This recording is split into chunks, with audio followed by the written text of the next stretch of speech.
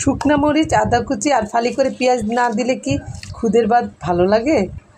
এভাবে করেই রান্না করে নিই আমি। লবণও দিয়ে দিলাম, রাইস কুকারে বসিয়ে দিলাম। দুপুর মেয়েকে পড়তেও বসিয়ে দিয়েছি। এদিকে বিড়াল এসে আমার মেয়ের সাথে খেলা করছে। মেয়ের খুবই পছন্দের বিড়াল। ভর্তাটাও একটু ভেজে নিলাম, যেহেতু খুদের ভাত রান্না করা হয়েছে।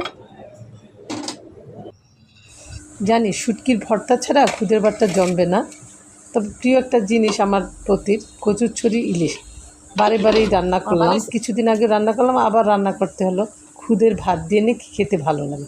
অদ্ভুত এক খাবার খায়, গরুর মাংস, কচুরছড়ি, এগুলি দিয়ে নাকি খুদের ভাত খেতে ভালো লাগে।